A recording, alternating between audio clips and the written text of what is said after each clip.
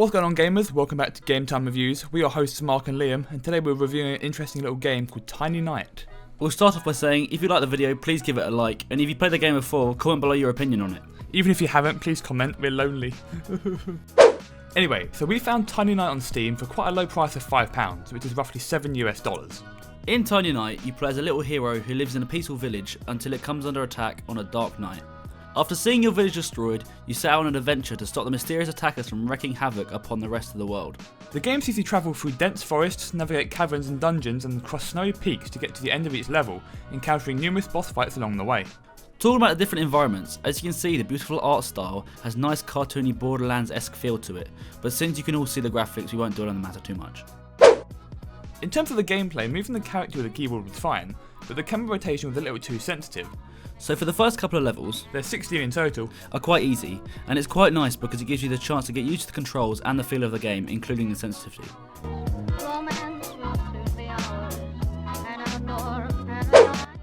After you get past level 4, the game starts to get a lot harder. There's a little transition between the difficulty, which means that whilst you die a lot, you'll inevitably learn strategies to kill the enemies and bosses, making further progress of the game a lot easier. And whilst the combat gets a little repetitive after a while, that's to be expected from a game of this nature. You can either stab the enemies or jump on their heads in a very Mario-like fashion, and as you progress through the game you unlock different weapons and shields, but it's kind of disappointing on how many there are. Across all 16 levels you can only unlock 3 swords, and even when you're using them they don't really give you any sense of accomplishment, and apparently since jumping on the enemies' heads does more damage than slicing them with a sword, it doesn't really give you any desire to unlock the next. Saying this, the one main problem we have with the game is the lack of backstory and narration.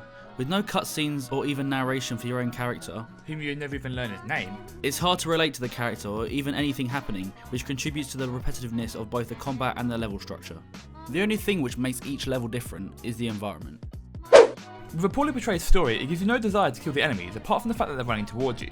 For all we know, they could be running to hug us, we'll never know. Although, to be fair to this game, it's classed as casual, meaning you can pick it up anywhere, play at any time, and that's kind of what the game is. Each level takes no longer than about 15 minutes and allows you to start the game and play in a very, nostalgic fashion. The game does feel very Borderlands and very, Legend of Zelda-esque, encouraging you to collect gems but with less of the storyline.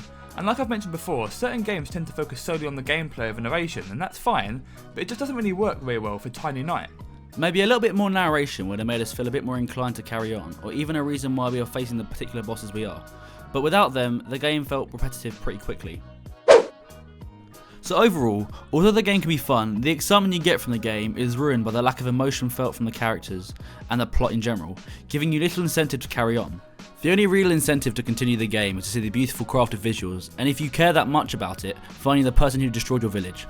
I know you've given this game a lot of hate, but it must be said that this is a casual game, and although there's little narration, it is easy to pick up where you left off. So although you may not be that inclined to complete the game in one sitting, if you're a casual gamer who wants to play a nice simple game but without having to get too invested into the storyline, this game would better suit you. The everyday gamer probably wouldn't enjoy this game too much, but for those of you looking for a nice laid back game, with the occasional stressful moment, then I would definitely recommend it. So overall, taking the graphics, narration and most importantly the gameplay into account, we'll be rating this game as 60%.